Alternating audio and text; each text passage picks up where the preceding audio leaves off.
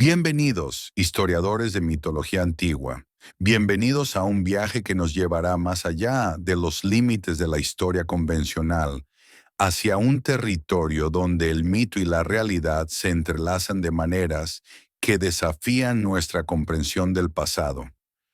Esta noche vamos a hablar de ellos, los Anunnaki, los que del cielo a la tierra vinieron, seres que las tablillas sumerias describen como dioses, pero cuyas acciones, motivaciones y tecnologías parecen extrañamente humanas o quizás extrañamente avanzadas. ¿Y si todo lo que nos enseñaron sobre el origen de la civilización fuera incompleto? ¿Y si las primeras ciudades, los primeros templos, los primeros sistemas de escritura no fueran invenciones puramente humanas, sino el resultado de una intervención externa? ¿Y si los dioses de la antigüedad no fueran metáforas del sol y la lluvia, sino recuerdos distorsionados de visitantes reales? Son preguntas incómodas, preguntas que la academia prefiere no hacer, pero son preguntas que millones de personas en todo el mundo se hacen cada día, mientras contemplan las pirámides, mientras leen los textos antiguos, mientras miran hacia las estrellas y sienten, en lo más profundo de su ser, que hay algo que no nos han contado. Antes de continuar, si este tipo de contenido despierta tu curiosidad, si disfrutas explorando los misterios del pasado con mente abierta y espíritu crítico, te invito a dejar un me gusta y a suscribirte al canal, pero solo si realmente lo disfrutas, solo si sientes esa misma fascinación por lo desconocido que me impulsa a mí a investigar estos temas.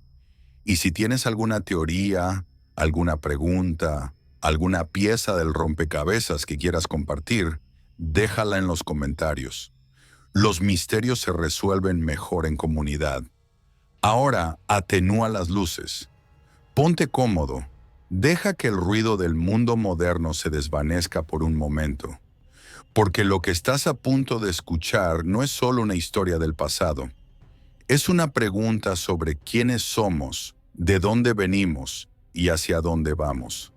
¿Alguna vez te has preguntado por qué civilizaciones separadas por océanos y milenios construyeron estructuras similares, adoraron dioses con atributos parecidos, contaron historias de seres que descendieron del cielo para enseñar a la humanidad? ¿Por qué los sumerios, hace más de 5.000 años, conocían la existencia de planetas que nosotros solo descubrimos en el siglo XX? ¿Por qué sus textos describen procedimientos médicos, conocimientos astronómicos y técnicas metalúrgicas que parecen adelantados a su tiempo? ¿Y por qué en culturas de todo el mundo existe la creencia de que los dioses se fueron, pero prometieron regresar? Prepárate, porque acabas de despertar en las llanuras de Mesopotamia, hace 6.000 años. El sol se pone sobre el Éufrates. Los primeros sigurats se elevan hacia un cielo que pronto se llenará de estrellas. Y en algún lugar, quizás más cerca de lo que imaginas, los Anunnaki observan. Bienvenido al misterio más antiguo de la humanidad. El viento del desierto sopla sobre las ruinas de Nippur, levantando arena que alguna vez fue el suelo de templos magníficos. Tú estás de pie en lo que queda de Lekur, la casa montaña, el centro religioso más importante de la antigua Sumeria. A tu alrededor, fragmentos de tablillas de arcilla yacen medio enterrados, esperando ser descifrados. Estas tablillas, miles de ellas, fueron descubiertas a lo largo de los siglos XIX y XX por arqueólogos que buscaban confirmar los relatos bíblicos. Lo que encontraron fue algo mucho más antiguo, mucho más complejo, mucho más inquietante. Los sumerios, la primera civilización conocida de la historia, dejaron registros detallados de sus creencias, sus leyes, sus conocimientos científicos, y en el centro de todo estaban los Anunnaki. El término aparece en textos que datan de al menos el tercer milenio antes de Cristo. En la Lista Real Sumeria, un documento que registra los reinados de los reyes desde antes del diluvio, se menciona que la realeza descendió del cielo. En el Enuma Elish, el poema babilónico de la creación, los Anunnaki son los grandes dioses que decretan los destinos. En la epopeya de Gilgamesh, el héroe busca la inmortalidad que solo los Anunnaki poseen. Pero ¿quiénes eran realmente? La interpretación académica tradicional los considera personificaciones de fuerzas naturales, arquetipos psicológicos, o simplemente la forma en que los antiguos explicaban fenómenos que no comprendían. El sol era un dios, la tormenta era un dios, la fertilidad era una diosa. Es una explicación razonable, coherente con lo que sabemos sobre el pensamiento mítico. Y sin embargo, hay detalles que no encajan del todo. Los textos sumerios no describen a los Anunnaki como fuerzas abstractas. Los describen como seres con cuerpos físicos, con necesidades materiales, con conflictos personales. Comían, bebían, se reproducían, envejecían, aunque mucho más lentamente que los humanos. Tenían jerarquías, consejos, leyes. Se enfadaban, se reconciliaban, tomaban decisiones que afectaban el destino de la Tierra. En 1976, el investigador Zecharia Sitchin publicó El 12º planeta, el primero de una serie de libros que proponían una interpretación radical de los textos sumerios. Según Sitchin, los Anunnaki no eran dioses simbólicos, sino visitantes reales de otro planeta. Su traducción de los textos cuneiformes, aunque controvertida y rechazada por la mayoría de los asiriólogos profesionales, capturó la imaginación de millones. Es importante ser claros aquí. Las traducciones de Sitchin han sido criticadas severamente por expertos en lenguas semíticas antiguas.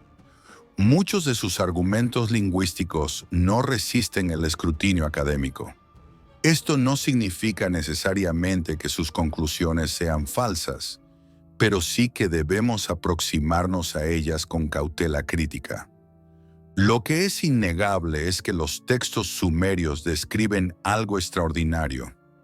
Seres que venían de arriba, que poseían conocimientos superiores, que interactuaban con los humanos de maneras que iban más allá de la simple adoración religiosa. Tú observas un cilindro sello en el Museo de Berlín, conocido como BA 243. Muestra lo que parece ser un sistema solar, con un sol en el centro rodeado de 11 cuerpos celestes. 11, no 9. ¿Conocían los sumerios planetas que nosotros solo descubrimos milenios después? ¿O es simplemente una coincidencia, una interpretación moderna proyectada sobre un artefacto antiguo? Las preguntas se multiplican y las respuestas, como siempre en estos misterios, permanecen elusivas. Lo que sí sabemos es que algo extraordinario ocurrió en Mesopotamia hace miles de años. Una civilización surgió aparentemente de la nada, con conocimientos avanzados en astronomía, matemáticas, medicina, arquitectura. Y esa civilización atribuyó todo ese conocimiento a seres que vinieron del cielo. Mito, metáfora o memoria. Quizás la respuesta está en los propios textos, y para encontrarla debemos examinar más de cerca lo que los Anunnaki supuestamente trajeron consigo. Un conocimiento tan avanzado que solo podía parecer magia. Tú sostienes en tus manos una réplica de una tablilla matemática sumeria. Los símbolos cuneiformes presionados en la arcilla hace más de 4.000 años, representan cálculos que todavía hoy utilizamos. El sistema sexagesimal, basado en el número 60, que nos dio los 60 segundos del minuto, los 60 minutos de la hora, los 360 grados del círculo. ¿De dónde vino este conocimiento? Los sumerios no dejaron registro de un desarrollo gradual. No hay tablillas que muestren los primeros intentos torpes, los errores corregidos, la evolución lenta del pensamiento matemático. El sistema aparece casi completamente formado en los registros más antiguos que poseemos. Lo mismo ocurre con la escritura. La cuneiforme sumeria es uno de los sistemas de escritura más antiguos del mundo, pero no muestra las etapas intermedias que esperaríamos de una invención humana gradual. Aparece sofisticada, capaz de expresar conceptos abstractos, lista para registrar leyes, poemas, tratados astronómicos. Los académicos explican esto argumentando que los registros más antiguos simplemente no han sobrevivido, que la arcilla se degrada, que estamos viendo solo la punta del iceberg de una tradición mucho más larga. Es una explicación razonable, pero los propios sumerios tenían otra explicación. Decían que los dioses les habían enseñado todo. En el texto conocido como Enki y el orden del mundo, el dios Enki distribuye las artes de la civilización entre las ciudades de Sumeria. Asigna la escritura a Nippur, la metalurgia a ciertas regiones, la agricultura a otras. No es un proceso de descubrimiento humano, es un regalo divino, distribuido según el plan de los dioses.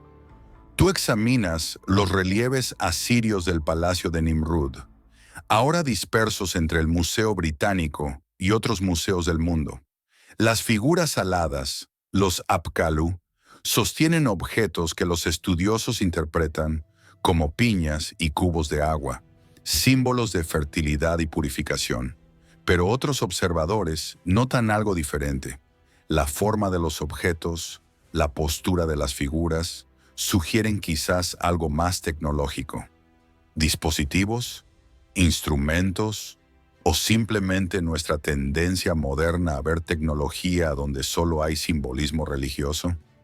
Es un problema constante en este campo de investigación. Nuestros ojos del siglo XXI ven cosas que los ojos antiguos quizás no veían. Proyectamos nuestras expectativas sobre artefactos que tenían significados completamente diferentes para sus creadores. Y sin embargo, hay descripciones que resultan difíciles de ignorar.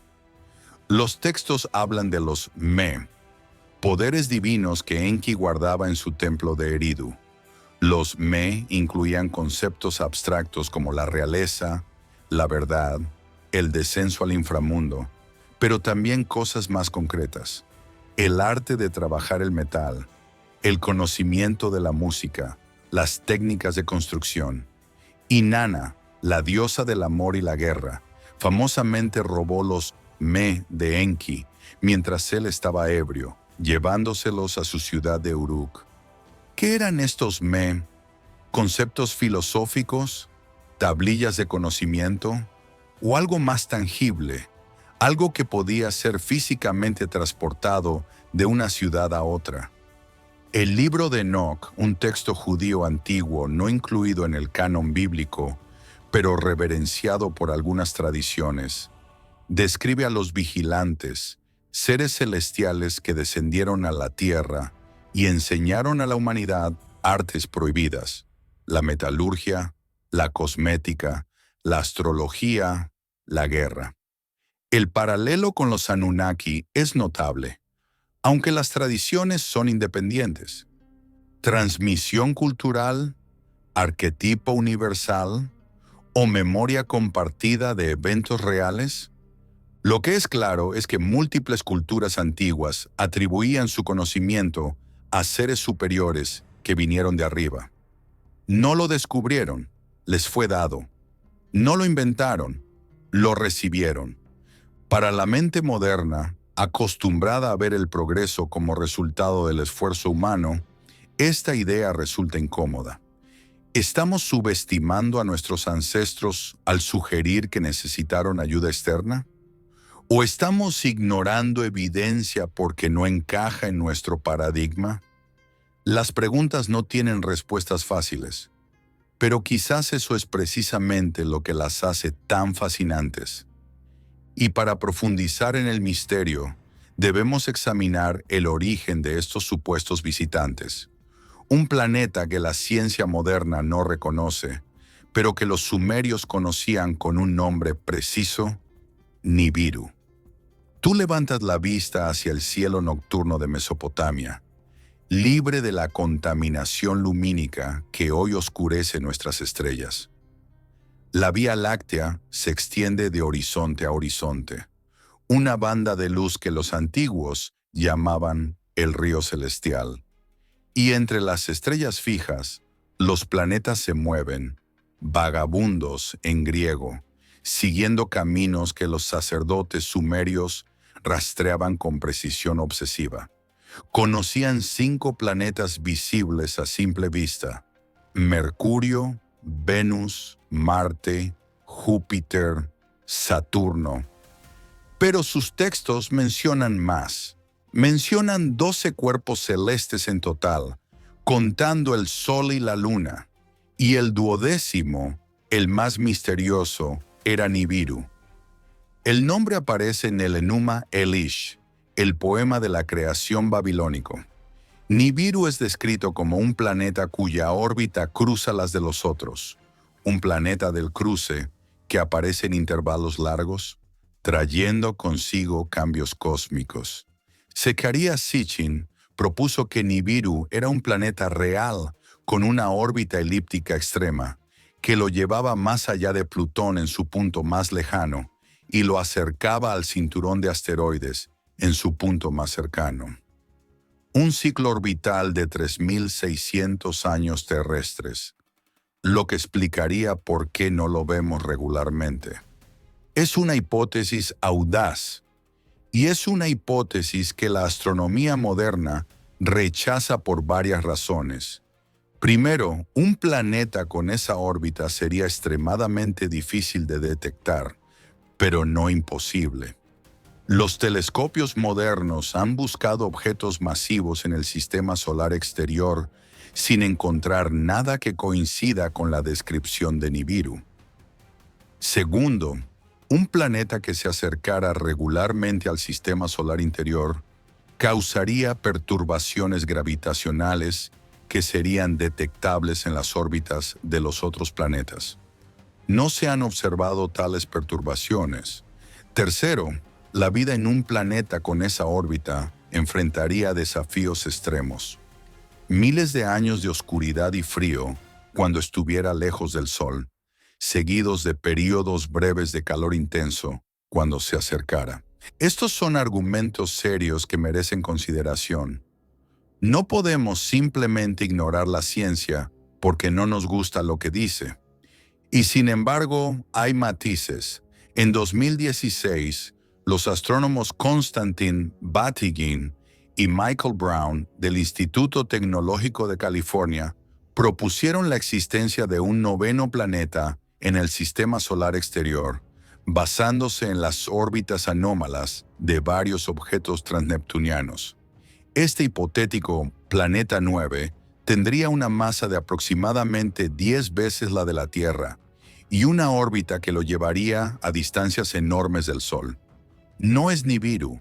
Su órbita propuesta es diferente, su masa es diferente, no hay sugerencia de que albergue vida. Pero su posible existencia demuestra que nuestro conocimiento del sistema solar exterior sigue siendo incompleto. ¿Podría haber un planeta que aún no hemos detectado? La ciencia dice que es posible, aunque improbable, que coincida con las descripciones de Sitchin. Tú examinas el famoso sello BA 243 del Museo de Berlín. La imagen muestra una estrella rodeada de 11 puntos de varios tamaños. Sitchin lo interpretó como una representación del sistema solar con 12 cuerpos, incluyendo Nibiru. Los académicos lo interpretan como una escena religiosa sin significado astronómico específico. ¿Quién tiene razón?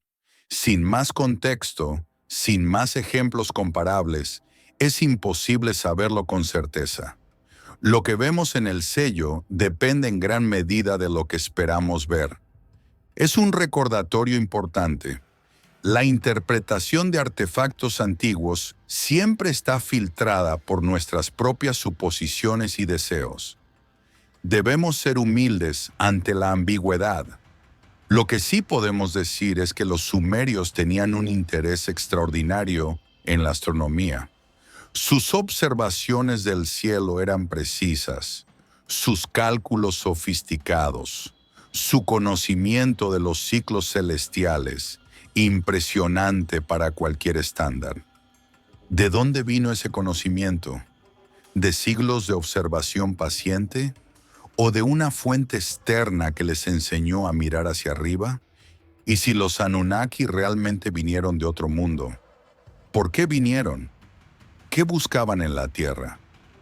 Según los textos, la respuesta era simple: oro. Tú desciendes a una mina de oro en Sudáfrica, en la región de Mpumalanga.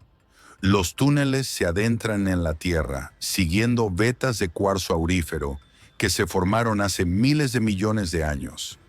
Es un lugar antiguo, uno de los depósitos de oro más ricos del planeta. Y según algunas interpretaciones de los textos sumerios, fue aquí o en lugares como este donde los Anunnaki establecieron sus primeras operaciones mineras. La hipótesis es la siguiente: Nibiru enfrentaba una crisis atmosférica. Su capa protectora se degradaba, exponiendo al planeta a radiación cósmica dañina. Los científicos Anunnaki descubrieron que partículas de oro suspendidas en la atmósfera podrían actuar como un escudo reflectante, restaurando el equilibrio climático. Es una idea que tiene cierta base en la ciencia moderna. Las nanopartículas de oro tienen propiedades ópticas únicas, capaces de interactuar con la luz de maneras que otros materiales no pueden. Se utilizan hoy en aplicaciones que van desde la medicina hasta la electrónica. ¿Podrían usarse para ingeniería atmosférica a escala planetaria? Es especulativo, pero no completamente absurdo. Nibiru, según esta teoría, carecía de oro suficiente. La Tierra, en cambio, era rica en el metal precioso. Y así, hace quizás 450.000 años, los primeros Anunnaki llegaron a nuestro planeta con una misión: extraer oro y enviarlo de vuelta a su mundo moribundo. Es importante enfatizar que esta cronología proviene de las interpretaciones de Sitchin, no de los textos sumerios directamente. Los textos hablan de eventos antes del diluvio, sin dar fechas precisas en nuestro sistema de medición. La cifra de 450.000 años es una extrapolación basada en los supuestos ciclos orbitales de Nibiru. ¿Hay evidencia de minería antigua en África? Curiosamente, sí la hay.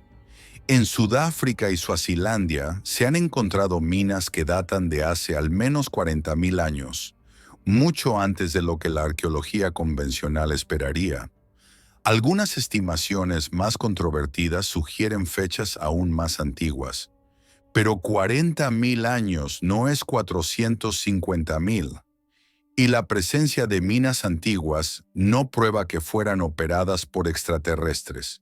Los humanos antiguos eran perfectamente capaces de extraer minerales. Lo hacían en todo el mundo. Tú examinas los textos sumerios que describen el Apsu, el dominio de Enki. La palabra se traduce generalmente como aguas profundas o abismo, y se asocia con el océano subterráneo que los sumerios creían existía bajo la tierra. Pero Sitchin propuso que Apsu también se refería a las minas de África, el lugar donde se extraía el oro. Es una interpretación lingüística que los expertos en sumerio rechazan, pero la asociación de Enki con las profundidades de la tierra, con el conocimiento oculto, con los secretos bajo la superficie, es innegable en los textos. ¿Qué buscaban realmente los Anunnaki? ¿Oro para salvar su planeta? ¿Recursos para mantener su civilización? ¿O algo completamente diferente que los textos solo insinúan? Lo que sí sabemos es que el oro tenía un significado especial en Mesopotamia, como lo tenía en prácticamente todas las culturas antiguas.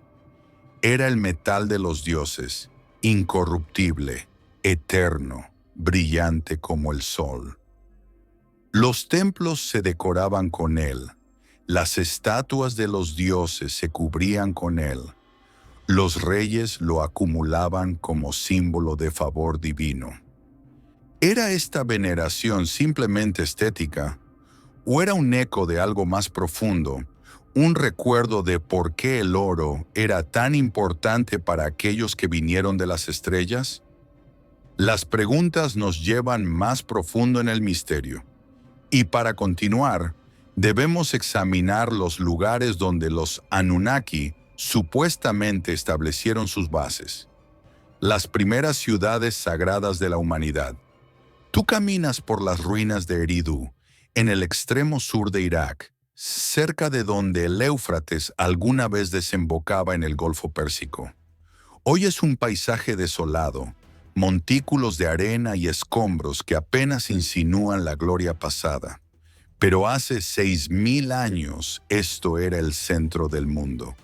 La Lista Real Sumeria, un documento que registra los reinados de los reyes desde tiempos antediluvianos, comienza con una declaración extraordinaria. Después de que la realeza descendió del cielo, la realeza estuvo en Eridu. Eridu, la primera ciudad, el lugar donde todo comenzó. Las excavaciones arqueológicas, realizadas principalmente en el siglo XX, revelaron 18 niveles de ocupación superpuestos, el más antiguo datando de aproximadamente 5.400 años antes de Cristo. Cada nivel contenía un templo, cada templo más elaborado que el anterior, todos dedicados a Enki, el dios de las aguas y la sabiduría. Es un registro extraordinario de continuidad religiosa. Durante más de 1.500 años, generación tras generación, reconstruyó el templo de Enki en el mismo lugar sagrado, cada vez más grande, cada vez más impresionante. ¿Por qué este lugar específico era tan importante? ¿Qué había aquí que merecía tal devoción? Los textos dicen que Enki eligió Eridu como su morada cuando los Anunnaki dividieron la tierra entre ellos. Aquí estableció el Apsu, su templo laboratorio, el lugar donde guardaría los Me, los poderes divinos que controlaban los destinos de la civilización. A unos 160 kilómetros al norte, las ruinas de Nippur cuentan otra historia. Este era el dominio de Enlil, el hermano mayor de Enki, el comandante de la misión terrestre. Su templo, el Ekur, era el centro religioso de toda Sumeria, el lugar donde los dioses se reunían en asamblea, donde se decretaban los destinos, donde se tomaban las decisiones que afectaban a toda la humanidad. Nippur no era una capital política, ningún rey gobernó desde allí. Era algo más importante. Era el centro espiritual, el axis mundi, el punto donde el cielo y la tierra se conectaban. Tú observas los planos de los templos sumerios, reconstruidos a partir de las excavaciones. Son estructuras complejas, con múltiples habitaciones, patios, almacenes, talleres. No eran simplemente lugares de adoración, eran centros administrativos, económicos, intelectuales. Los sacerdotes que los servían eran también escribas, astrónomos, médicos, administradores. ¿Eran estos templos imitaciones de estructuras que los Anunnaki habían construido? ¿Recuerdos arquitectónicos de bases que alguna vez funcionaron con propósitos que iban más allá de lo religioso? Es especulación, por supuesto. No hay evidencia de tecnología avanzada en las ruinas de Eridu o Nippur. Lo que hay son los restos de una civilización extraordinaria que surgió en las llanuras de Mesopotamia y sentó las bases de todo lo que vendría después. Otras ciudades completaban la red sagrada. Ur, con su sigurat magníficamente preservado, dedicado al dios Luna Nana. Uruk, la ciudad de Inanna, donde se inventó la escritura. Lagash, Larsa, Sipar, cada una con su dios patrón, cada una con su templo, cada una con su papel en el orden cósmico. Los sumerios no veían estas ciudades como creaciones humanas. Las veían como fundaciones divinas, lugares elegidos por los dioses antes de que los hombres existieran. Y los dioses que las fundaron no eran abstracciones, eran seres con nombres, personalidades, historias. Seres que, según los textos, tenían conflictos entre ellos, conflictos que afectarían profundamente el destino de la humanidad. Imagina una sala de consejo en algún lugar entre el cielo y la tierra. Tres figuras dominan la escena, cada una con su trono, cada una con su cetro, cada una con su esfera de poder. Anu, el Padre, Rey del cielo, gobernante supremo de los Anunnaki, pero distante, remoto, raramente involucrado en los asuntos terrestres. Permanece en Nibiru, o quizás en una estación orbital, supervisando desde lejos, interviniendo solo en las crisis más graves.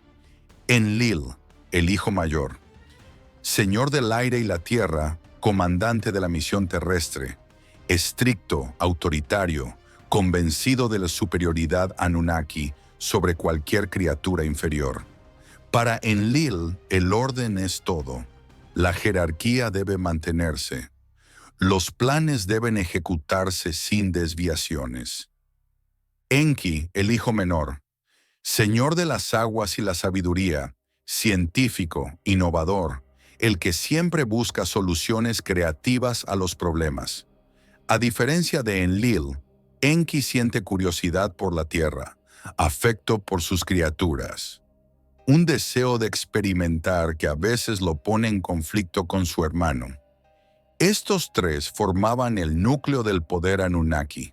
Sus decisiones, sus rivalidades, sus alianzas cambiantes, moldearían el destino de la misión y, eventualmente, de toda la humanidad. Tú lees la epopeya de Atrahasis, uno de los textos más importantes para entender la mitología sumeria.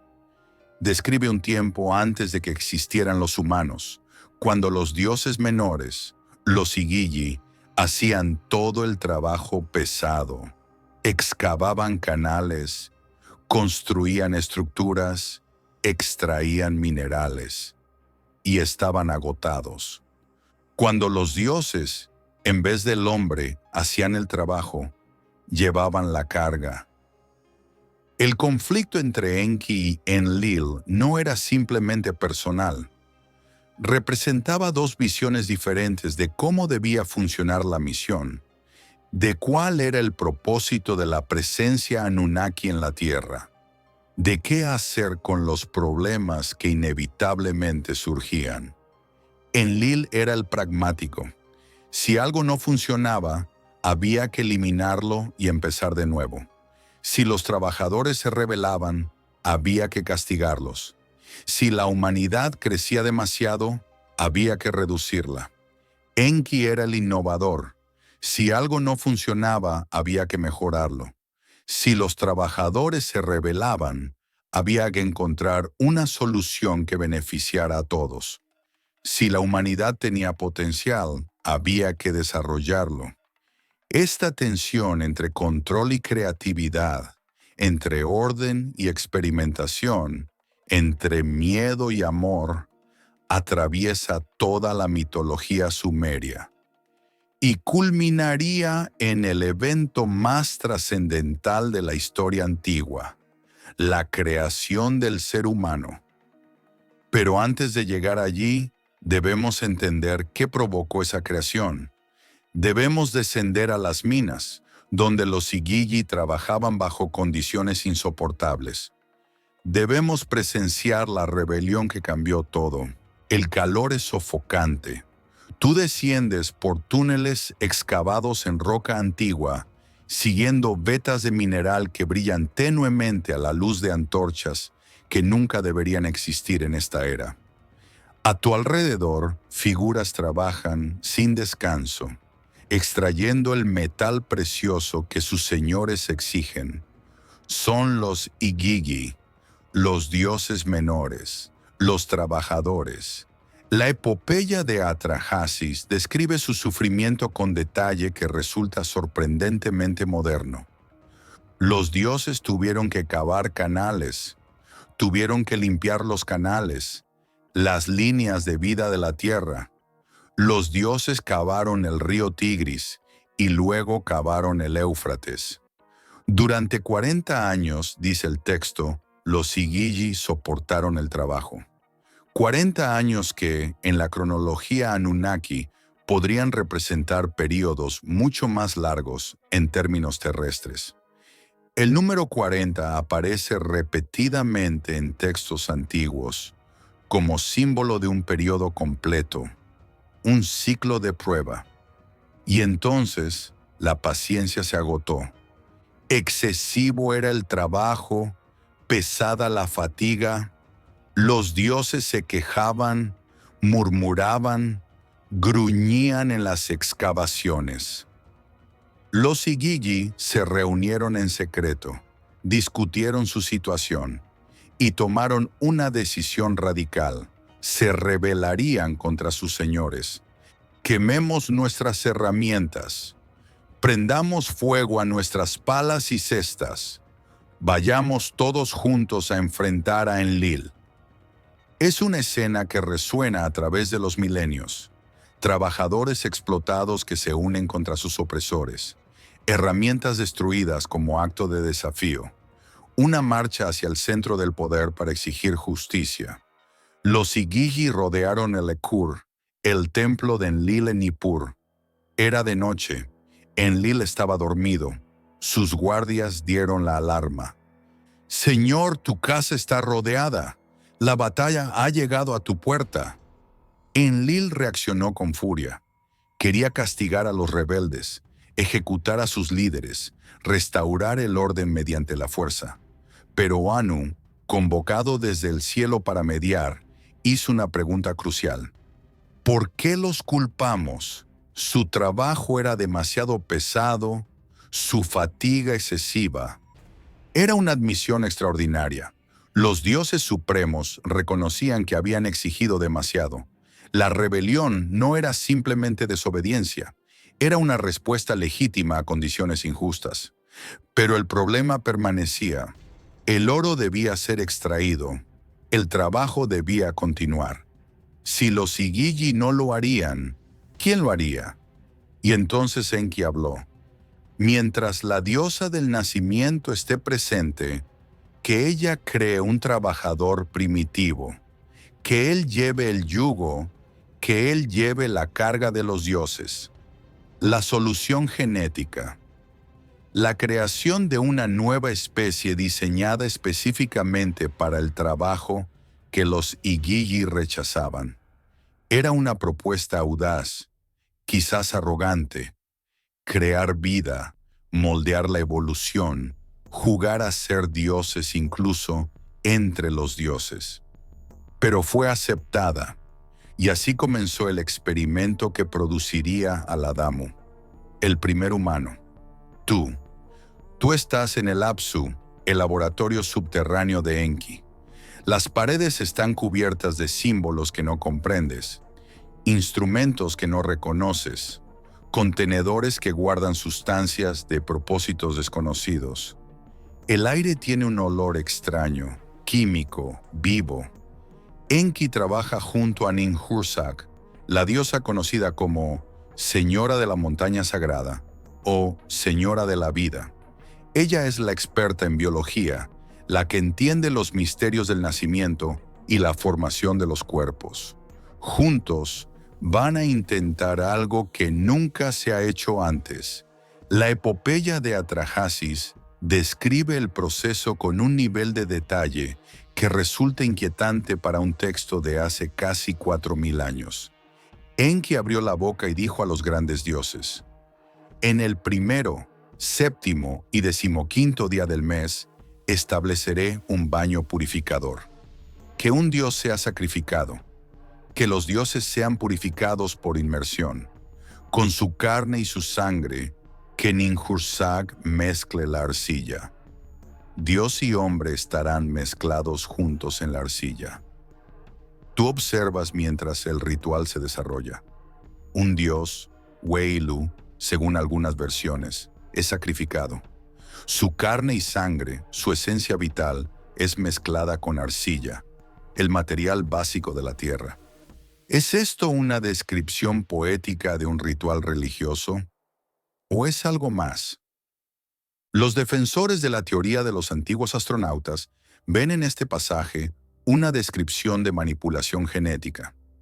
La sangre del dios sería el ADN Anunnaki. La arcilla sería el material genético de un homínido terrestre. Quizás un Homo erectus o un ancestro temprano del Homo sapiens. La mezcla sería la combinación de ambos códigos genéticos para crear un híbrido. Es una interpretación especulativa, por supuesto. Los sumerios no tenían concepto de ADN, de genes, de ingeniería genética.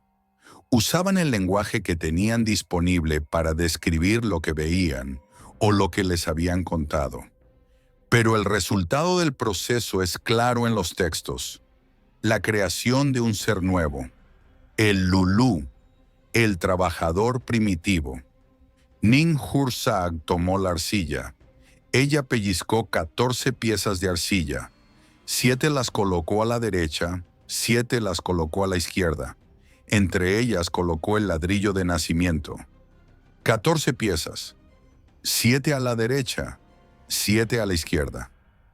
Algunos interpretan esto como la creación simultánea de 7 machos y 7 hembras. Otros ven referencias a los 14 fragmentos del cuerpo de Osiris en la mitología egipcia, sugiriendo conexiones transculturales. Los primeros intentos no fueron exitosos.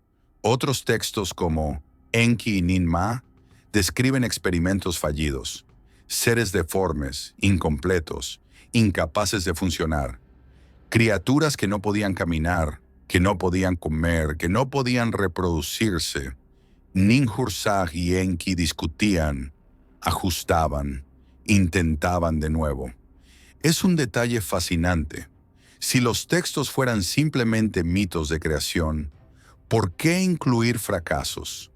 ¿Por qué mostrar a los dioses cometiendo errores, aprendiendo de ellos, perfeccionando su técnica? Los mitos suelen presentar a los dioses como todopoderosos, infalibles. Estos textos los muestran como científicos experimentando, fallando, mejorando. Finalmente el proceso tuvo éxito. El destino del recién nacido tú pronunciarás. Ninmah atará sobre él la imagen de los dioses. Es el hombre. El Adamo había nacido, un ser híbrido, parte Anunnaki, parte terrestre, suficientemente inteligente para seguir órdenes, suficientemente fuerte para trabajar, suficientemente dócil para obedecer. O al menos eso esperaban. Tú abres los ojos por primera vez. No hay recuerdos anteriores, no hay pasado, solo este momento de conciencia naciente. Ves figuras que se inclinan sobre ti, rostros que parecen familiares y extraños al mismo tiempo. Escuchas sonidos que no comprendes, pero que de alguna manera sabes que son importantes. Eres el Adamo, el primero de tu especie, el puente entre dos mundos. El término Adamo en sumerio tiene un significado que resuena a través de las tradiciones. Está relacionado con Adama, tierra, suelo, el material del que fuiste formado. Es el mismo término que aparecerá milenios después en el Génesis hebreo. Adán, el hombre formado del polvo de la tierra. Coincidencia lingüística, préstamo cultural o evidencia de una tradición común que se remonta a eventos reales. Los primeros Adamo eran estériles. Esto era deliberado según las interpretaciones. Los Anunnaki no querían que su creación se reprodujera sin control. Querían mantener el número de trabajadores bajo su supervisión directa, produciendo nuevos especímenes según fuera necesario. Pero la demanda de trabajadores creció. El proceso de creación era lento, laborioso, consumía recursos. Y entonces, según algunos textos, Enki tomó otra decisión radical: modificar al Adamo para que pudiera reproducirse por sí mismo. El mito de Adapa, otro texto sumerio crucial, cuenta la historia de un hombre creado por Enki, dotado de sabiduría pero no de inmortalidad.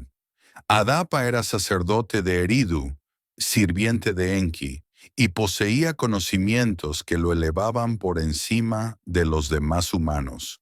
Cuando fue llevado ante Anu en el cielo, se le ofreció el pan y el agua de la vida, que le habrían dado inmortalidad. Pero Enki le había advertido que no aceptara nada, y Adapa obedeció, perdiendo la oportunidad de volverse inmortal. ¿Era esto una prueba, un engaño, o una forma de asegurar que los humanos nunca alcanzaran el mismo nivel que sus creadores? Tú contemplas los relieves asirios que muestran figuras aladas junto a lo que parece ser un árbol estilizado. El árbol de la vida aparece en múltiples culturas: Mesopotamia, Egipto, la cábala judía, las tradiciones nórdicas.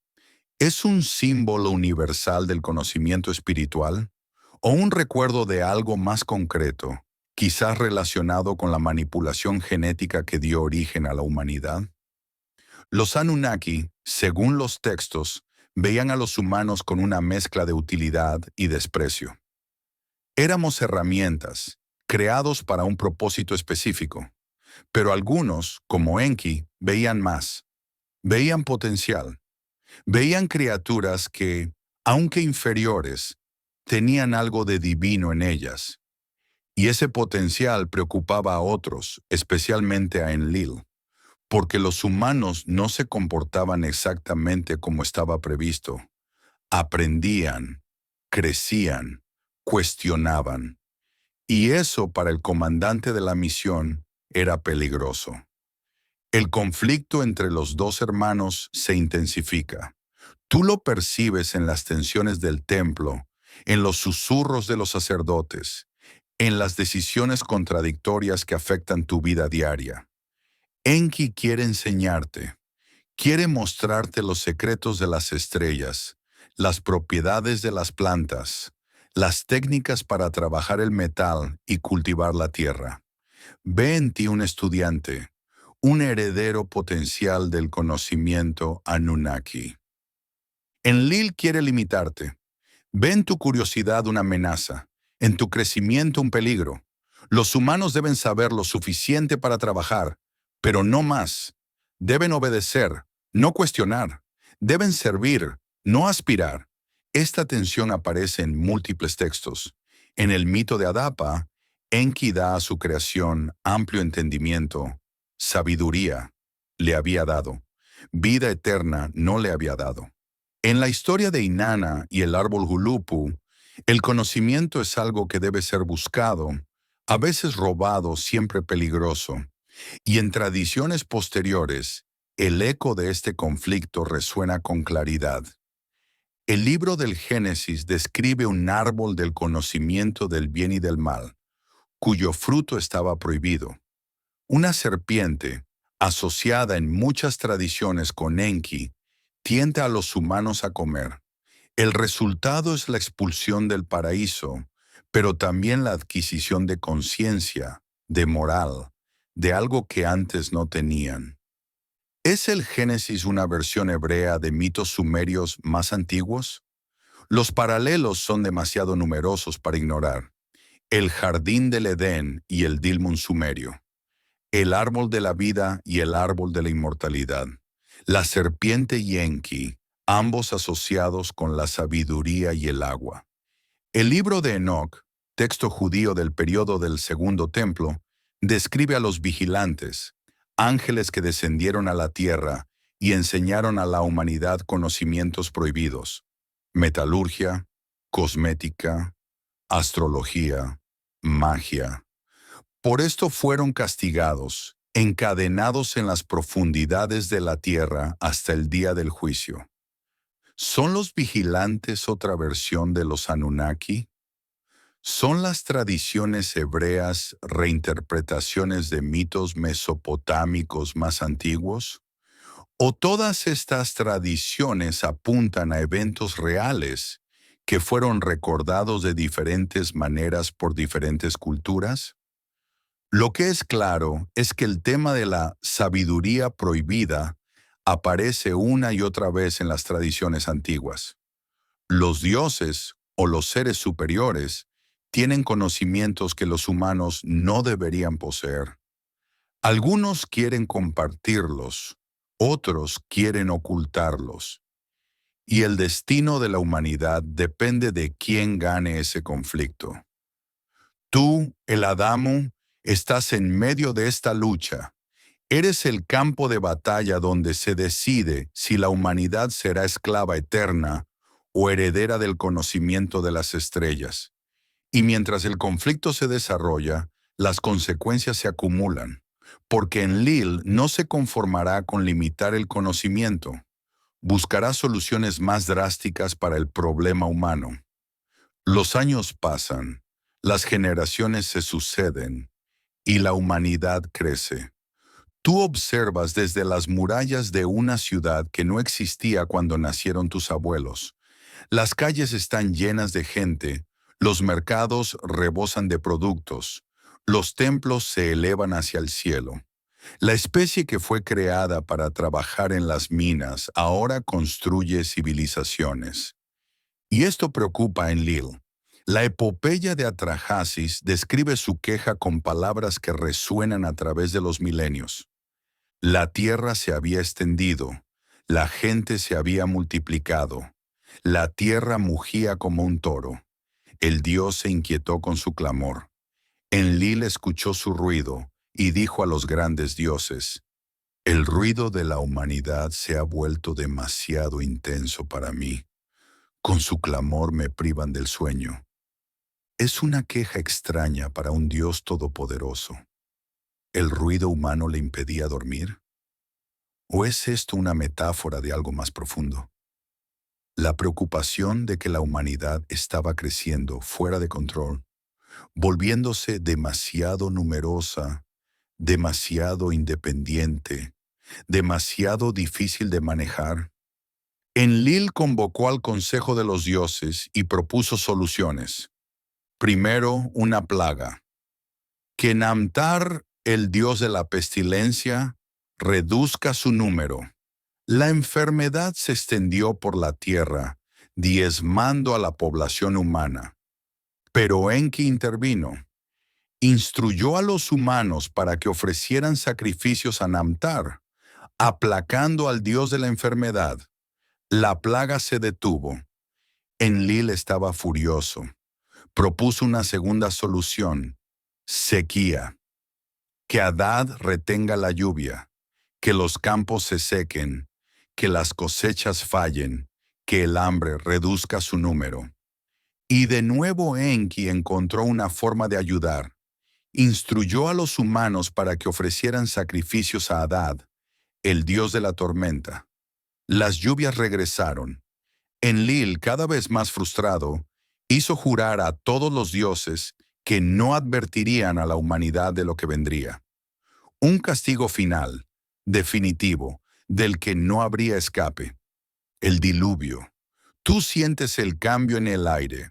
Los animales se comportan de manera extraña. Los sacerdotes observan señales ominosas en el cielo. Algo viene, algo terrible. Y en la noche, una voz susurra a través de las paredes de caña de tu casa. No es una voz humana, es Enki, que ha encontrado una forma de cumplir técnicamente su juramento mientras lo viola en espíritu. Pared de caña, pared de caña, pared de ladrillo, pared de ladrillo. Escucha, pared de caña. Reflexiona, pared de ladrillo.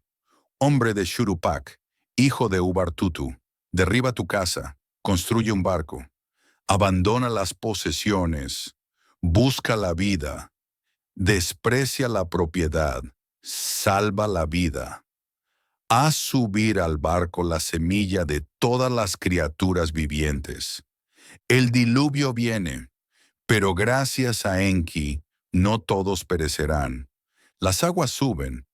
Tú estás dentro del arca, rodeado de animales que nunca antes habían compartido espacio, de semillas que representan el futuro de la agricultura, de tu familia que mira con terror a través de las pequeñas ventanas selladas con brea. Afuera, el mundo que conocías desaparece. El diluvio es quizás el mito más universal de la humanidad. Aparece en Mesopotamia como la historia de Ziusudra, Atrahasis o Utnapishtim. Aparece en la Biblia como la historia de Noé. Aparece en la India como la historia de Manu. Aparece en Grecia como la historia de Deucalión. Aparece en las Américas, en China, en las islas del Pacífico. ¿Por qué tantas culturas, separadas por océanos y milenios, cuentan historias tan similares? La explicación académica tradicional apunta a inundaciones locales que fueron magnificadas en la memoria colectiva. El Golfo Pérsico, al final de la última era glacial, experimentó inundaciones masivas cuando los glaciares se derritieron y el nivel del mar subió. Estas inundaciones, traumáticas para las poblaciones costeras, podrían haber dado origen a los mitos del diluvio. Es una explicación razonable, pero no explica completamente la universalidad del mito, ni los detalles específicos que se repiten. Un hombre advertido por un dios, un barco construido según instrucciones divinas, animales salvados en parejas, pájaros enviados para buscar tierra seca. La versión más detallada del diluvio mesopotámico aparece en la tablilla 11 de la epopeya de Gilgamesh. Utnapishtim, el Noé babilónico, cuenta su historia al héroe que busca la inmortalidad. 6 días y 7 noches el viento sopló, la tormenta de agua barrió la tierra. Cuando llegó el 7.º día, la tormenta de agua, que había luchado como un ejército, amainó en su ataque. El mar se calmó, el viento se aquietó, el diluvio cesó. Miré el clima, el silencio se había establecido, y toda la humanidad se había convertido en arcilla. Es una imagen devastadora. Toda la humanidad convertida en arcilla, el material del que había sido formada, regresando a su origen. Pero el arca flotaba, y dentro del arca la semilla de un nuevo comienzo. Cuando las aguas se retiraron, Utnapishtim envió pájaros para buscar tierra seca. Primero una paloma, que regresó sin encontrar dónde posarse. Luego una golondrina, que también regresó. Finalmente un cuervo, que no regresó, indicando que había encontrado tierra. El arca se posó en una montaña. Utnapishtim salió y ofreció un sacrificio, y los dioses, hambrientos después de días sin ofrendas humanas, Se reunieron como moscas alrededor del humo del sacrificio. Es un detalle curioso. ¿Por qué los dioses tendrían hambre? ¿Por qué necesitarían los sacrificios humanos? Los textos sumerios sugieren que los Anunnaki dependían de alguna manera de las ofrendas, del trabajo humano, de algo que la humanidad les proporcionaba. Enlil, al ver que algunos humanos habían sobrevivido, se enfureció. Pero Enki defendió su acción y eventualmente Enlil aceptó la nueva realidad. La humanidad continuaría, pero las cosas serían diferentes. Los Anunnaki decidieron establecer reinos humanos, gobernados por reyes que servirían como intermediarios entre los dioses y los hombres. La era de la interacción directa estaba terminando. Una nueva era comenzaba. Tú estás en la corte de un rey, no un rey cualquiera, sino uno que afirma descender de los dioses mismos. Su corona brilla con oro, el metal sagrado. Su trono está elevado, acercándolo simbólicamente al cielo.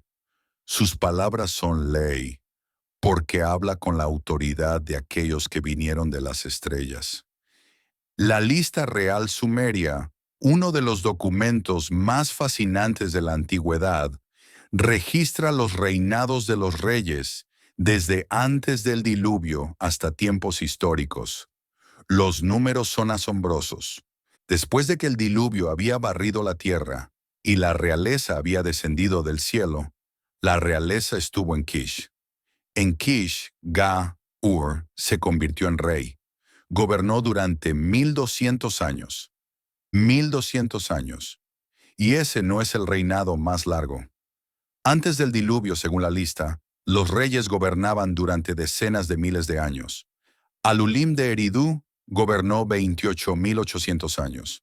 Enmenluana de Bat-Tibira gobernó 43.200 años. ¿Cómo interpretar estos números? Los académicos proponen varias explicaciones. Quizás los sumerios usaban un sistema de numeración diferente que hemos malinterpretado. Quizás los años eran en realidad meses o ciclos más cortos.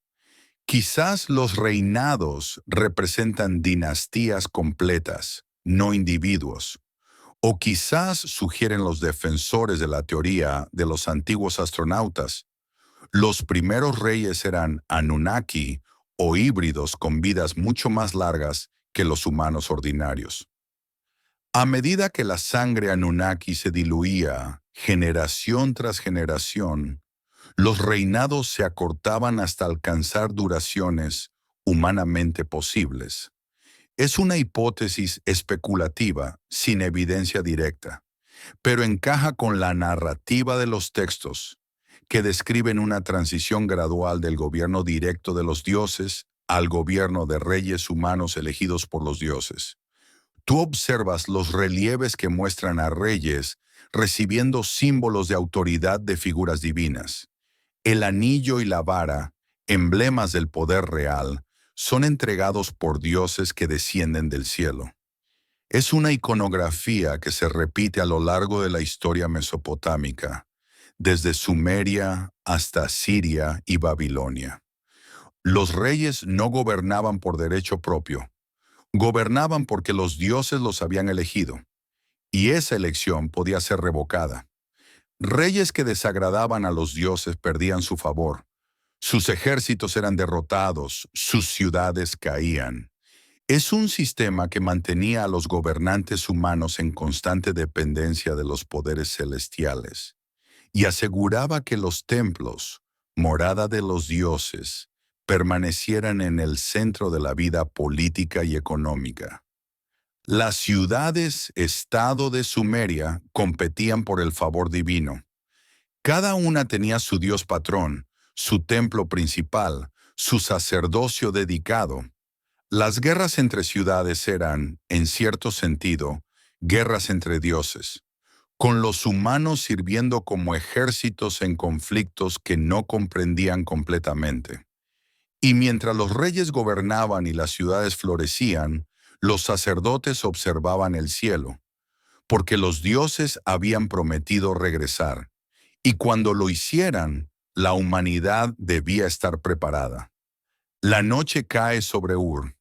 Tú subes los escalones del Sigurat, la montaña artificial que conecta la tierra con el cielo. Cada nivel representa un paso más cerca de los dioses. En la cima, el templo donde solo los sacerdotes pueden entrar, donde se realizan rituales que el pueblo común nunca verá. Los sigurats son quizás las estructuras más emblemáticas de Mesopotamia. Montañas escalonadas de ladrillo de barro, coronadas por templos dedicados a los dioses. El de Ur, parcialmente restaurado en el siglo XX, sigue siendo impresionante. Una masa de ladrillo que se eleva sobre el desierto, testimonio de una devoción que movió montañas, literalmente. Pero los sigurats no eran solo templos, eran observatorios. Los sacerdotes mesopotámicos desarrollaron uno de los sistemas astronómicos más sofisticados del mundo antiguo. Rastreaban los movimientos del Sol, la Luna y los 5 planetas visibles con precisión asombrosa. Predecían eclipses con siglos de anticipación. Dividían el cielo en constelaciones que todavía usamos hoy, el zodiaco. ¿Por qué una civilización agrícola necesitaría conocimientos astronómicos tan avanzados? La explicación convencional apunta a las necesidades del calendario agrícola. Saber cuándo plantar, cuándo cosechar, cuándo esperar las inundaciones de los ríos. Pero los conocimientos sumerios iban mucho más allá de lo necesario para la agricultura.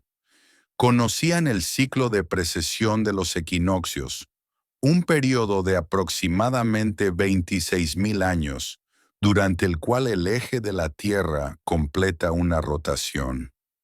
¿Cómo podía una civilización que existió durante unos pocos milenios conocer un ciclo de 26.000 años?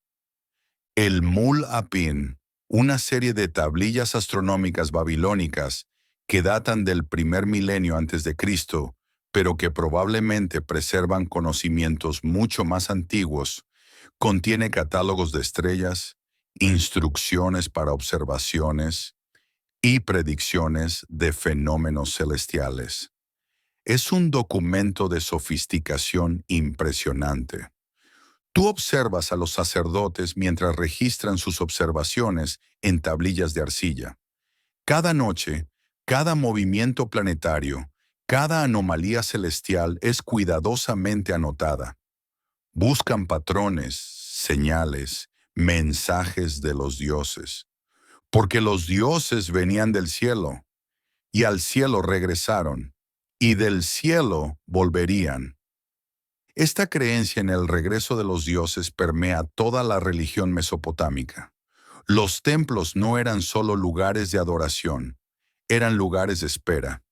Los rituales no eran solo actos de devoción, eran preparaciones para el reencuentro. Y las estructuras mismas, alineadas con precisión astronómica, servían quizás como señales, marcadores visibles desde arriba, guías para aquellos que vendrían de las estrellas. ¿Especulación? Sin duda, pero una especulación que encuentra eco en culturas de todo el mundo, donde monumentos antiguos muestran alineaciones astronómicas que desafían explicación convencional. Aquí debemos detenernos. Debemos ser honestos contigo, con nosotros mismos, con la búsqueda de la verdad. No hay evidencia arqueológica definitiva de visitantes extraterrestres en la antigua Mesopotamia. No se han encontrado naves espaciales enterradas bajo los sigurats. No hay artefactos de tecnología avanzada en los museos del mundo. Lo que tenemos son textos, relieves, tradiciones, interpretaciones. La posición académica mayoritaria es clara. Los Anunnaki eran personificaciones de fuerzas naturales y sociales creados por la imaginación humana para explicar un mundo que no comprendían. Los mitos de creación reflejan preguntas universales sobre el origen, no recuerdos de eventos reales. Las similitudes entre culturas se explican por arquetipos psicológicos comunes, no por contacto con seres extraterrestres. Esta posición tiene fortalezas innegables. Respeta la capacidad de los antiguos para crear mitologías complejas sin ayuda externa. Evita la trampa del eurocentrismo invertido que asume que las civilizaciones antiguas no podían lograr sus hazañas sin intervención sobrenatural. Se basa en evidencia verificable, no en especulación, pero también tiene debilidades. No explica completamente la sofisticación de ciertos conocimientos antiguos, especialmente en astronomía.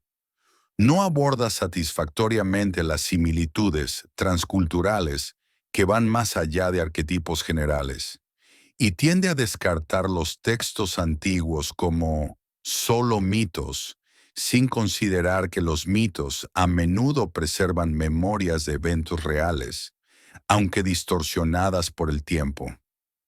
La posición alternativa, la de los antiguos astronautas, también tiene fortalezas y debilidades. Toma en serio los textos antiguos como posibles registros históricos. Ofrece explicaciones para anomalías que la arqueología convencional tiene dificultades para abordar. Conecta tradiciones de diferentes culturas en una narrativa coherente, pero también especula más allá de la evidencia disponible. Depende de traducciones controvertidas de textos antiguos, y a veces subestima las capacidades de nuestros ancestros, asumiendo que necesitaban ayuda externa para lograr lo que lograron. ¿Dónde está la verdad? Probablemente en algún punto intermedio que aún no hemos encontrado. Tú, el explorador de misterios, debes mantener la mente abierta, pero también el escepticismo activo. Cuestiona todo, incluyendo las teorías que encuentras atractivas. Busca evidencia, no solo confirmación de lo que quieres creer, y acepta la incertidumbre como compañera de viaje en la búsqueda del conocimiento. Los Anunnaki, sean lo que hayan sido, representan una pregunta que la humanidad ha hecho desde que tuvo conciencia para hacerla. ¿Estamos solos? ¿De dónde venimos realmente? ¿Hay algo más allá de lo que podemos ver y tocar? Estas preguntas no tienen respuestas fáciles. Quizás nunca las tengan. Pero el acto de preguntar, de buscar, de maravillarse, es parte de lo que nos hace humanos. Y quizás, solo quizás, es parte de lo que heredamos de aquellos que vinieron de las estrellas. Tú viajas ahora más allá de Mesopotamia, siguiendo hilos que conectan culturas separadas por océanos y milenios, porque los Anunnaki, o seres muy similares a ellos, aparecen en tradiciones de todo el mundo. En Egipto, los Neteru eran los dioses que gobernaron antes de los faraones.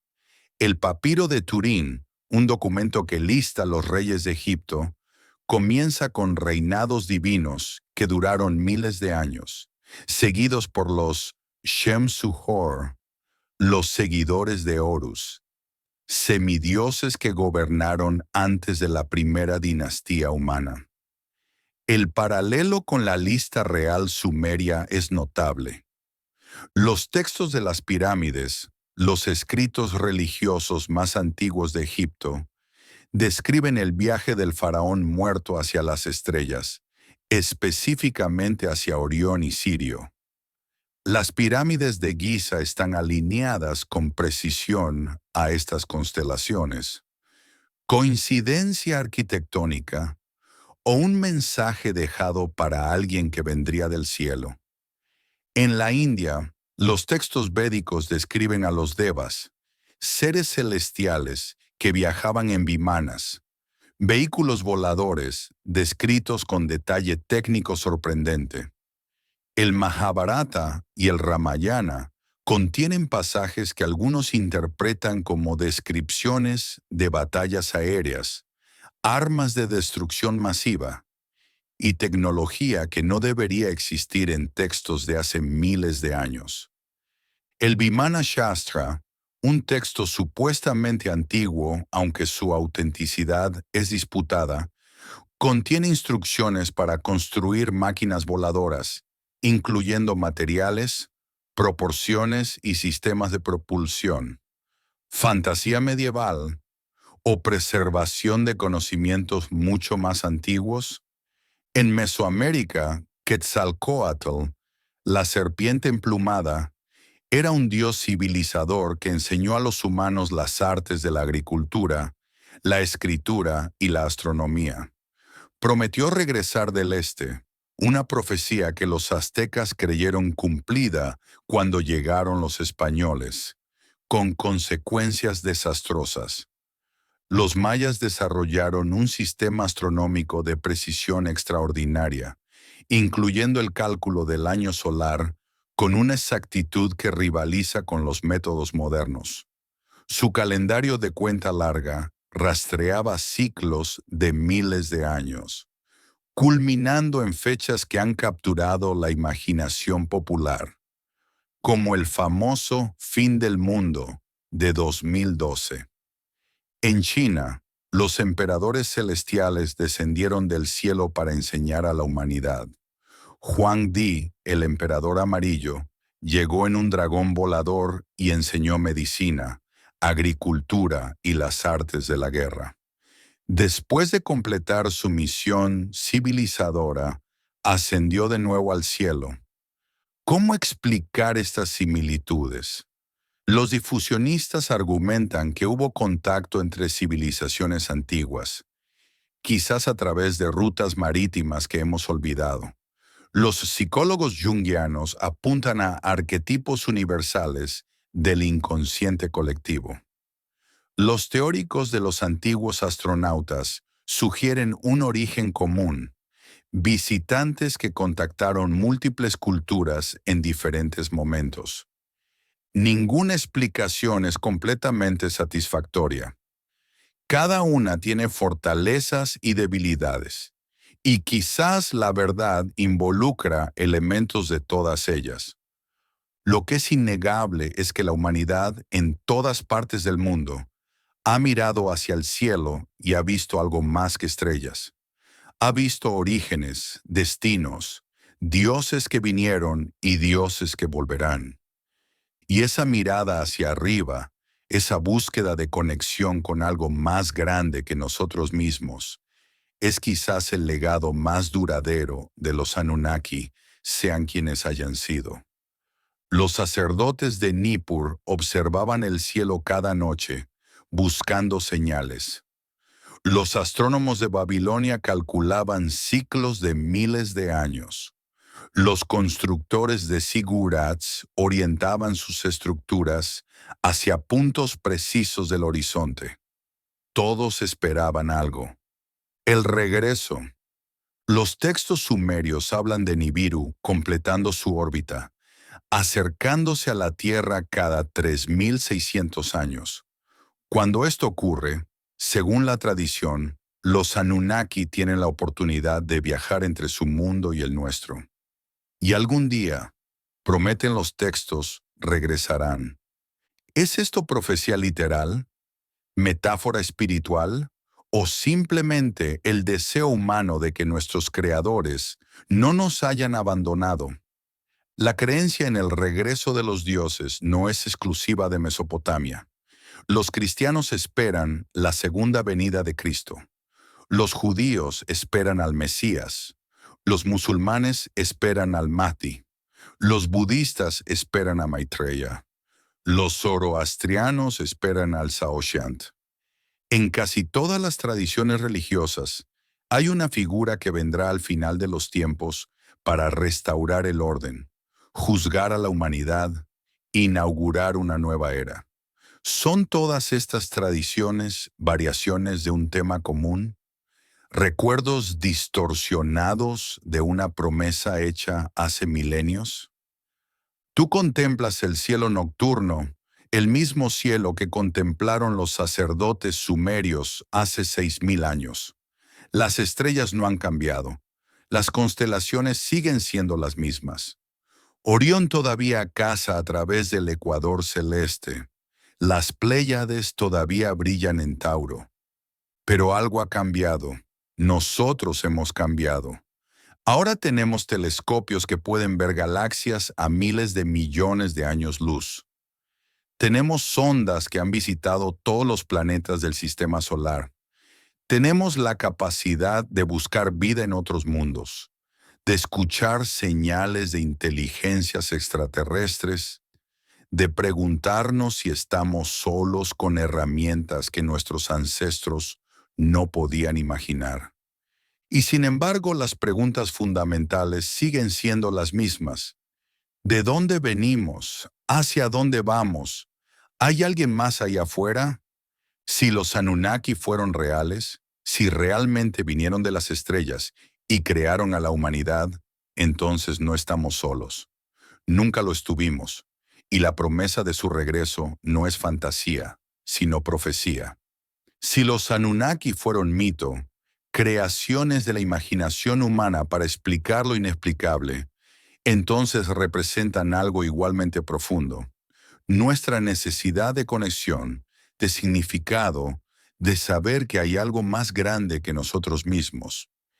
En cualquier caso, la mirada hacia el cielo continúa, la espera continúa, y quizás, en algún momento del futuro, recibiremos una respuesta.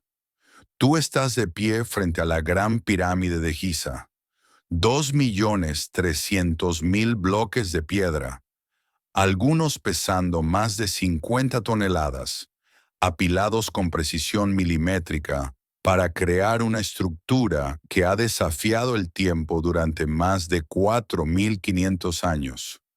¿Cómo lo hicieron?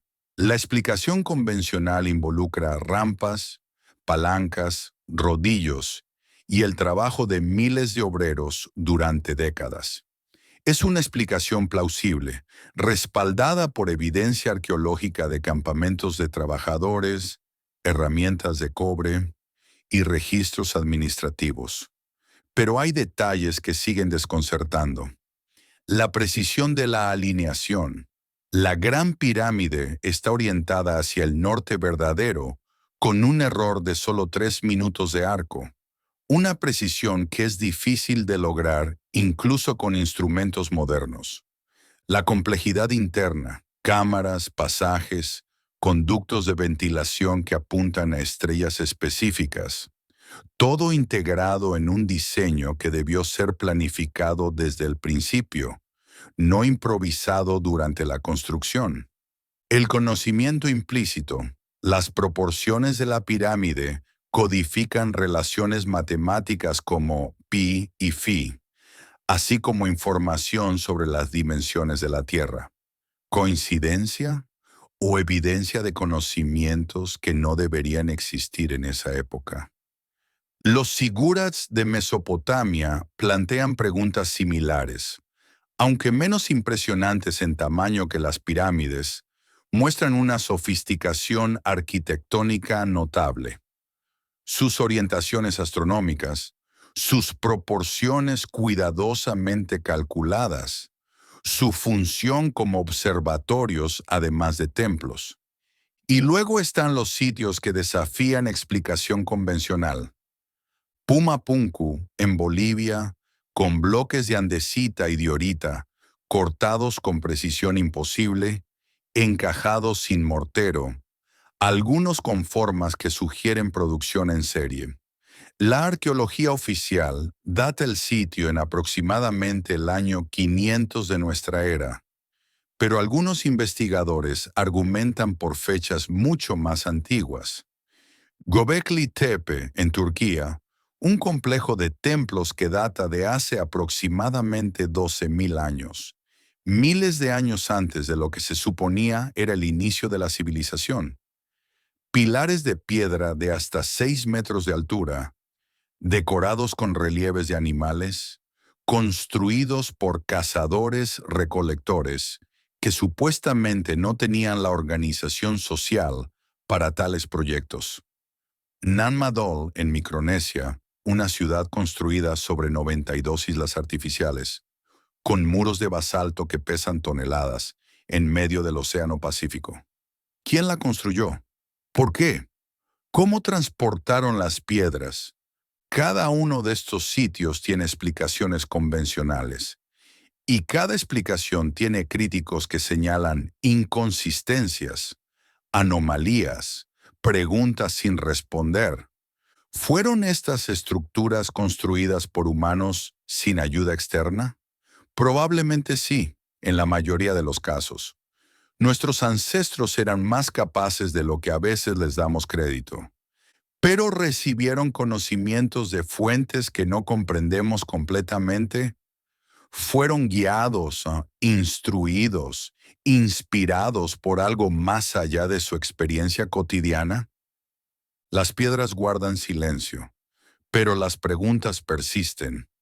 Tú te sientas en una biblioteca, rodeado de libros que representan siglos de erudición, textos académicos que analizan la mitología sumeria con rigor filológico, libros populares que proponen teorías de antiguos astronautas, artículos científicos que buscan vida extraterrestre con radiotelescopios y sondas espaciales. El debate sobre los Anunnaki refleja un debate más amplio sobre la naturaleza de la realidad, los límites del conocimiento y nuestra relación con el pasado. La posición escéptica argumenta que no hay evidencia física de visitantes extraterrestres. Los textos sumerios son mitos, no historia. Las similitudes entre culturas se explican por la psicología humana común, no por contacto con seres de otros mundos. Proponer lo contrario es pseudociencia, pensamiento mágico, una negación de las capacidades humanas.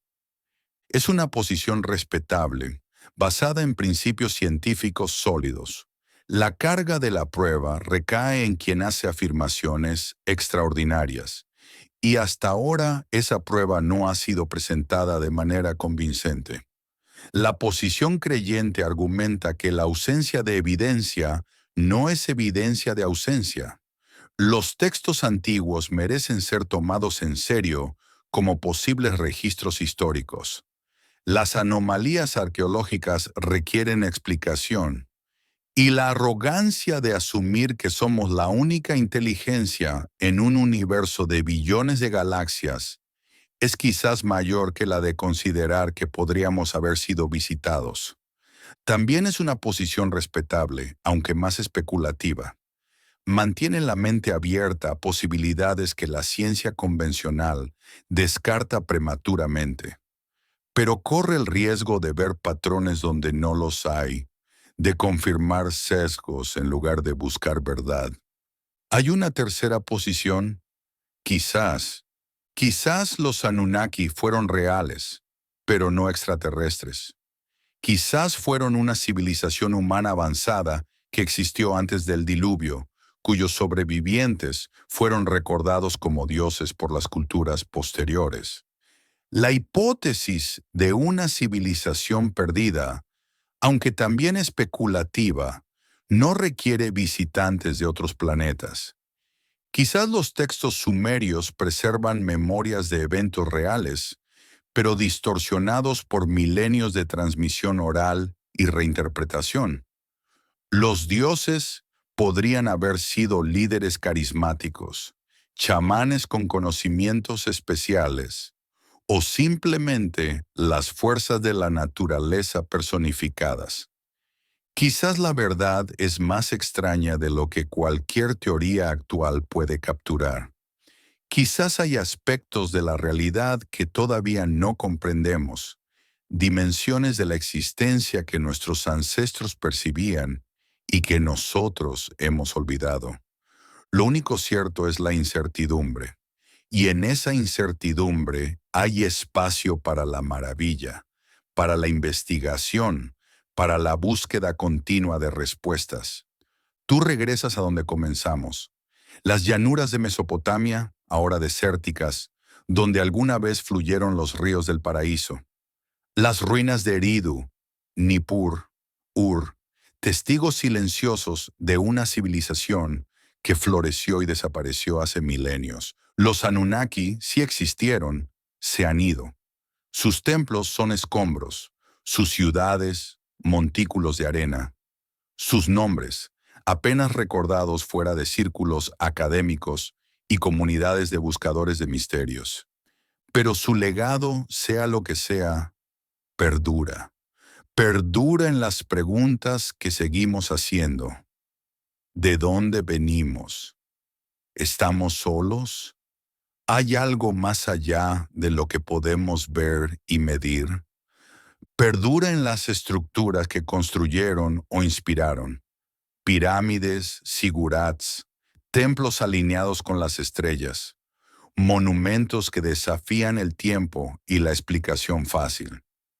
Perdura en los textos que dejaron, tablillas de arcilla que sobrevivieron a imperios, preservando historias que todavía nos fascinan y desconciertan.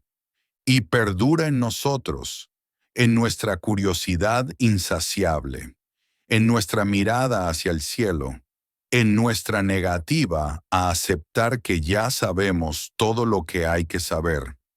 Tú eres descendiente de aquellos primeros sumerios que miraron a los dioses y se preguntaron quiénes eran, de dónde venían, por qué estaban aquí.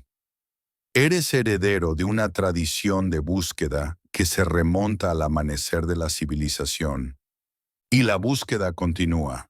Cada telescopio que apunta hacia las estrellas busca respuestas a las mismas preguntas que se hacían los sacerdotes de Nippur. Cada sonda que explora otros planetas busca evidencia de vida, de inteligencia, de algo que nos diga que no estamos solos. Quizás algún día encontraremos esa evidencia. Quizás descubriremos que los Anunnaki fueron reales, visitantes de un mundo lejano que sembraron la semilla de la civilización en la Tierra. O quizás descubriremos que fueron creaciones de nuestra imaginación, proyecciones de nuestros miedos y esperanzas sobre un cielo que siempre ha estado vacío de dioses. En cualquier caso, el viaje habrá valido la pena, porque en la búsqueda de los Anunnaki nos encontramos a nosotros mismos, nuestra capacidad de maravillarnos, nuestra necesidad de significado, nuestra determinación de seguir preguntando, incluso cuando las respuestas se nos escapan. Los Anunnaki, sean quienes hayan sido, nos dejaron un regalo. No oro, no tecnología, no conocimiento secreto. Nos dejaron el misterio. Y el misterio, como la semilla de una planta antigua, sigue germinando en cada mente que se atreve a preguntar, ¿y si? Y así llegamos al final de nuestro viaje, aunque no al final del misterio. Hemos caminado por las ruinas de ciudades que florecieron cuando el mundo era joven. Hemos leído textos escritos en arcilla hace miles de años, preservando historias que todavía resuenan en nuestra imaginación. Hemos contemplado la posibilidad de que no estemos solos, de que nunca lo hayamos estado, de que los dioses de la antigüedad fueran algo más que mitos. No tenemos respuestas definitivas, quizás nunca las tengamos, pero tenemos algo igualmente valioso. Tenemos preguntas, preguntas que nos impulsan a seguir buscando, a seguir aprendiendo, a seguir mirando hacia el cielo con ojos de asombro. Los sumerios, hace más de 5.000 años, miraron las mismas estrellas que tú miras esta noche. Se preguntaron de dónde venían, hacia dónde iban, qué significaba todo esto, y dejaron sus preguntas grabadas en arcilla para que nosotros, milenios después, pudiéramos continuar la conversación. Esa conversación es el verdadero legado de los Anunnaki. No importa si fueron dioses, extraterrestres o creaciones de la imaginación humana. Lo que importa es que nos invitan a pensar más allá de lo cotidiano, a considerar posibilidades que desafían nuestra comprensión, a mantener la mente abierta ante el vasto misterio del universo. Gracias por acompañarme en este viaje, historiadores de mitología antigua. Gracias por tu curiosidad, tu paciencia, tu disposición a explorar territorios donde la certeza es escasa y las preguntas abundan. La noche cae sobre Mesopotamia, como ha caído durante millones de noches. Las estrellas brillan, indiferentes a nuestras teorías y debates. Y en algún lugar, quizás más cerca de lo que imaginamos, los Anunnaki observan. O quizás no. Quizás solo están las estrellas, hermosas e inalcanzables, invitándonos a soñar. En cualquier caso, el misterio perdura, y mientras perdure, seguiremos buscando. Que las estrellas iluminen tu camino, que las preguntas alimenten tu espíritu, y que algún día encontremos las respuestas que buscamos. Hasta la próxima. Que la sabiduría de los antiguos guíe tus pasos.